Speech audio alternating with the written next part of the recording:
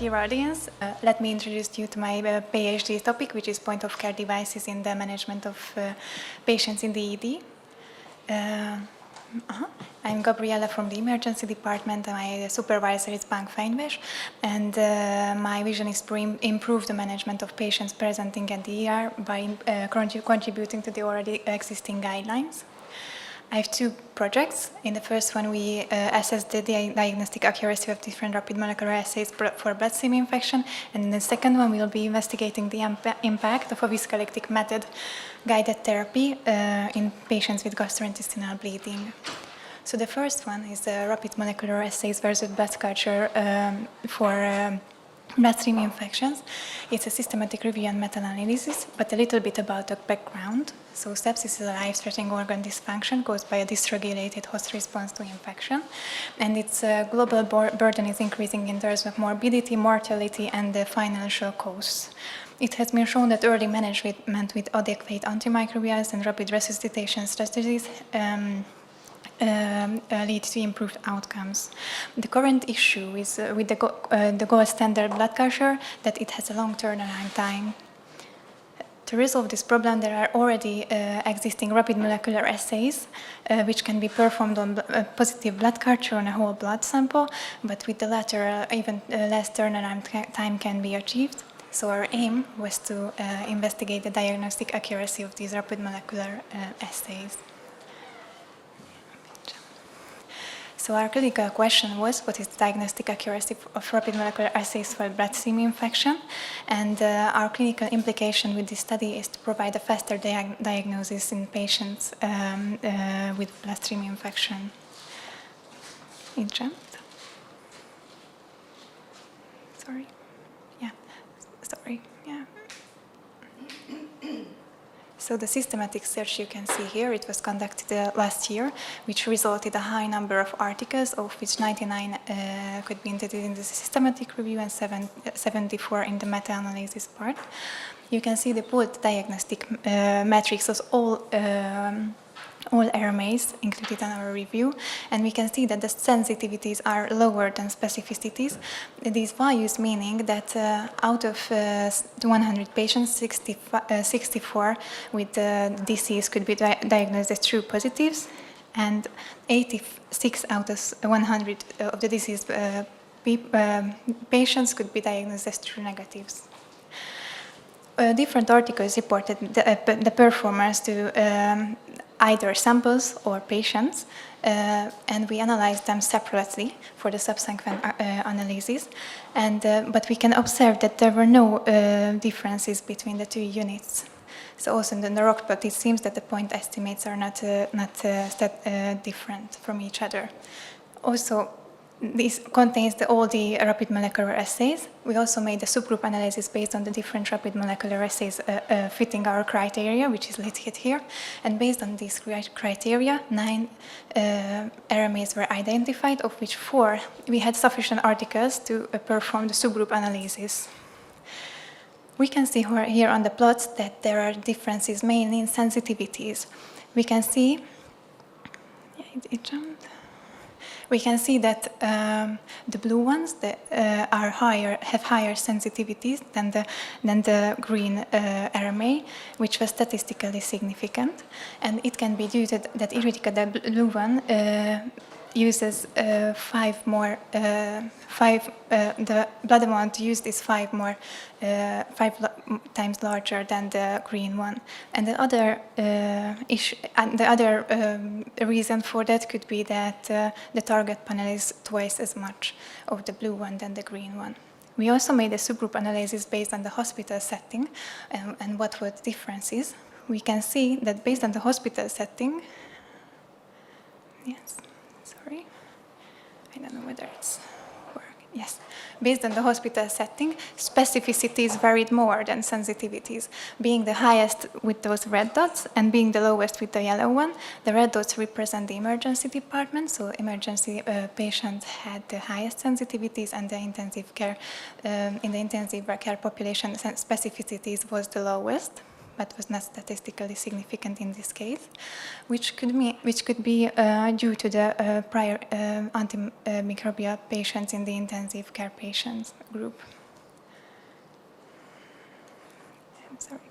And we can ask the question whether these false positive results in this population could mean actually true infection. Sometimes, yeah. We also made a supplementary analysis, assuming that the blood culture is not 100% perfect. And from left to right, you can see that by decreasing the number of blood culture sets, the blood culture sensitivity decreases, and the rapid molecular assay diagnostic metrics remains consistent.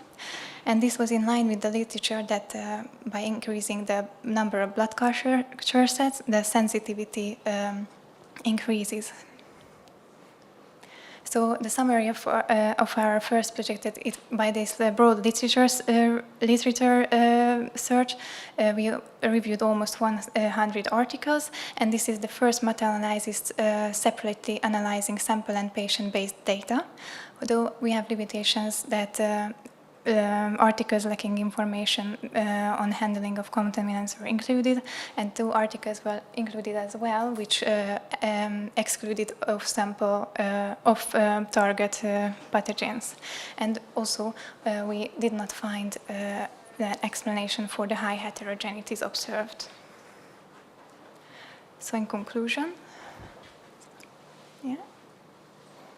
In summary, these rapid molecular assays still lack sensitivity to replace blood cultures as a standalone diagnostic, and our data also suggest that rapid molecular assays may have an added value to the blood culture by increasing the pathogen detection rates. So our implication during reviewing these studies that they should report precisely the patient count and timing and the volume of blood sampling to be more accurately compared, and also sample-based analysis should be reported in future studies for more precise diagnostic accuracy. And our implication for practice is by widening the pathogen coverage and by increasing blood volumes, they may improve sensitivity. We submitted the article. Yeah. Just yesterday, so the first one is the Lancet Infectious Disease, and then after we will see. Yeah. The second project we investigated we will investigate what is the impact of a risk-selected method such as ClotPro guided therapy on patient outcomes and the number of blood products used.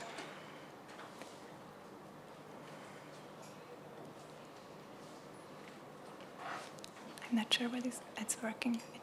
So gastrointestinal bleeding incidence is 33 to 47 per 100,000 population. These risk-selected methods such as blood we have added at DED provide a rapid assessment of coagulation and facilitate a more accurate targeting of therapy compared to the conventional laboratory test. Guidelines are already recommending the use of these methods in trauma patients and in patients with perioperative bleeding, but there is no strong evidence in gastrointestinal bleeding patients. But the benefit might be extrapolated from the trauma research. So our aim was to observe the differences in the management of patients, patient outcomes with this ClotPro-guided therapy. Sorry. Yeah. So our clinical question is: does the use of ClotPro influence the management of gastrointestinal bleeding patients in the ER? And for outcomes, we chose 30-day mortality and total blood products used. And our clinical implication is to optimize the allocation of blood products.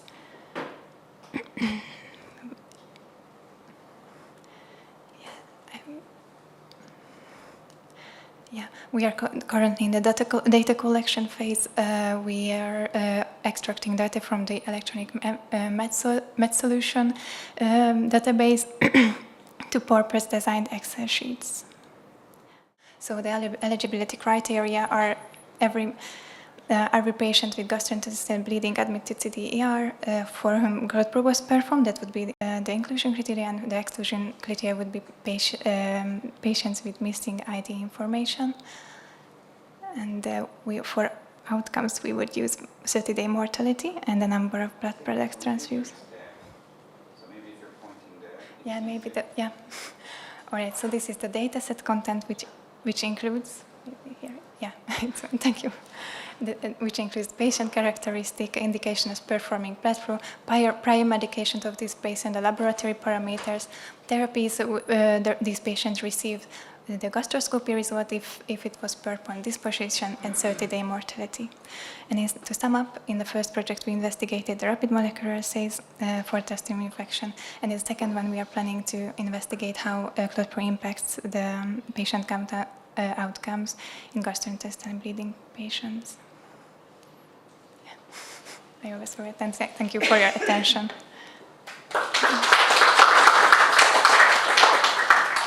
I have a couple of questions. Regarding your first project, these assays didn't really prove the promise that you suggested. And I mean, it is a dilemma by and large that positive microbiology, positive whatever assay we do, doesn't equal infection, the presence of infection.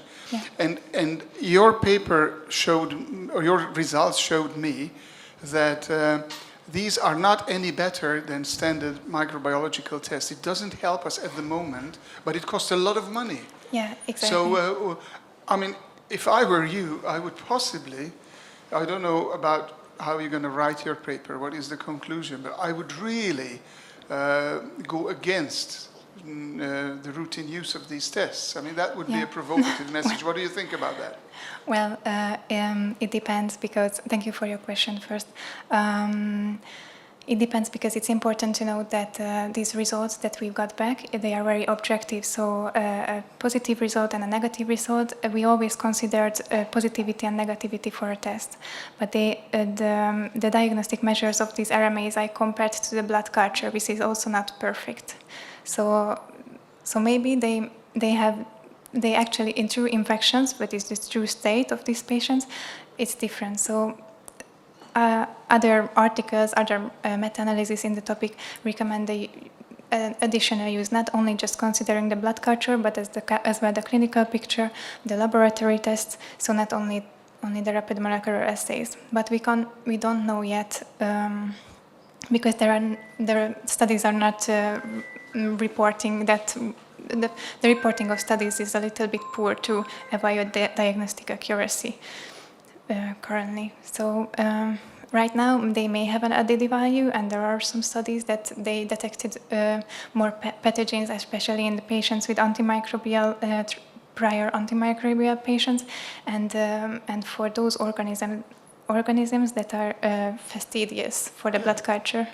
But if you put it into context that the current guidelines recommend you in the emergency room to give antibiotics immediately when you suspect infection, and this is supported by a rapid assay which has very poor sensitivity and specificity that leads to unnecessary antibiotic overusage, and this will lead to multi-drug resistant strains. So this is my argument that I would suggest you to consider and include it in the paper. Yeah, we included that. And if I may I have another question? Yes, please. Regarding your second project, I don't understand why is it mortality at 30-day your primary outcome? And let me ask you a question. What is the mortality of acute GI bleeding in the ER? Or 30-day mortality? Well, now we should follow up these patients, so we should collaborate with other clinics. Yes, but you know, I don't think it's very high. Mm-hmm. Then you will end up with such a small effect size that the number of patients you require to show any difference, it's almost impossible, even if you include all emergency departments in Hungary. I see. So please consider that. Yeah, thank you for your... And I would go for another outcome. Because ClotPro will not improve mortality. ClotPro will improve number of blood products, or the correction of hemoglobin, correction of hemodynamics. So use a feasible physiologic endpoint. I see. That would be my suggestion. And if I were a reviewer and you go would for point it 30-day out. mortality, I would right. be unhappy. Yeah, we also thank you for your comment. We also get that suggestion from the trial team that we should use composite outcomes instead of 30-day mortality. Yeah, thank you. Thank you. Yes. Thank you very much for the wonderful presentation, especially of the already finished study. I will stay there. Indeed, such a paper, if we somehow put a positive title, has to be blood culture is still the golden, and so on, not the negative, the others. But again, blood culture, how and when? And in most studies, we don't see that. We know very well that only when the temperature increases, in this very short period of time, you have much more positivity than later on. So even there, in the clinical studies, we don't have a real evidence of when, how. And of course, you say the more blood cultures I get, the more positive results I also get.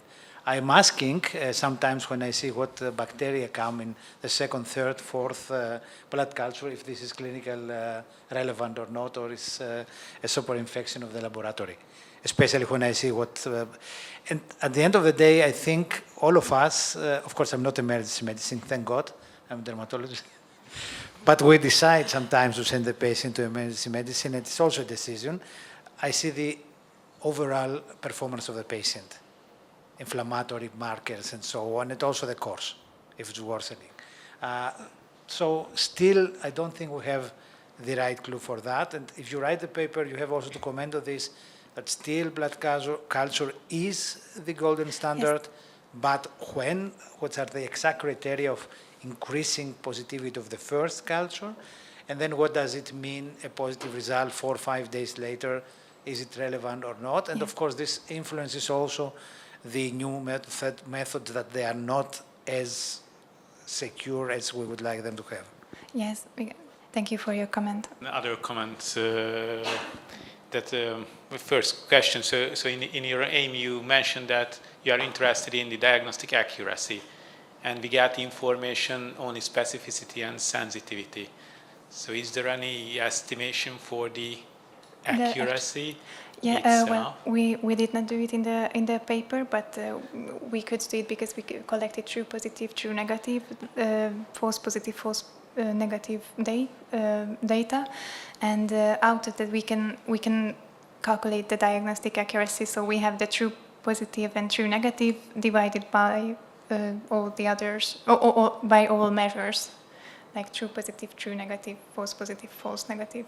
So we could calculate that, but actually we were more curious about sensitivity because for these types of tests, sensitivity tells us how much they can rule out a true infection, because the consequences of missing these patients may potentially be fatal. Yes, that's another question. So which one is more important, the sensitivity or the specificity in this case? It depends, but in this case, sensitivity is more important for us, I think. And another comment, nowadays when the gold standard is not perfect, they're using different other nomenclatures instead of specificity and sensitivity. So I think it's worth to look what is this nomenclature and use it in the paper. If it's blood sample is instead of blood culture, they use it starts with C, gold. I've read it once. I don't know either what is the nowadays appropriate nomenclature for that, but in some case the reviewers are very sensitive for this to not say sensitivity and specificity if the gold standard is not gold standard. Yeah. I see that most of us are focused on this one, and maybe I can just add one layer of what is gold standard. Ultimately, gold standard would be how much the lab value is actually correlating the clinical results of the treatment that we are recommending. Of course, I think this is going to be really, really difficult to collect from the literature, because they probably are not reporting on whether they have given any medication or what was the outcome of that medication, whether the patient was improving. And of course, it's still really, really difficult, would be difficult to tell whether the patient was improving because of the medication or despite the medication. So I think this is what makes it really, really difficult. If the gold standard assay has a low correlation with treatment outcome, then it's not really a problem if your test is not actually correlated with the gold standard, because it may perform just much better and would be correlated much better, theoretically at least, with the outcome. So this is, I think, what we are here concentrating and making grounds. Thank you for your comment. It's actually an important point that I also found limited studies on patient outcomes and on therapy management, which was based on the RMA result. And they were also, mainly they measured hospital stay, ICU length of stay, mortality, but there were also controversial data. So and also the baseline were different, but there is a measure for that. I think the power of your work is exactly the possibility you have after analyzing so many thousands of data, what should be an optimum study plan for the future. Because what you found, you analyze, say, this is missing, this is missing, this is missing, this does not correlate, this is not studied. Just to make a table and say, what should be an optimum study to answer this question? What is missing actually up to now? And this would make the paper first a lot much referenced, because everybody will follow that advice, and you will give a lot of value to what has to be done in the future. Because what we see is, despite the huge amount of studies, huge amount of patients, there is no real answer to the question. Yeah, thank you for your comment. You're absolutely right. We made some recommendations on future studies, but and also pointed out that what were missing in the risk of bias assessment, that what studies did not report. But yeah, thank you for your comment.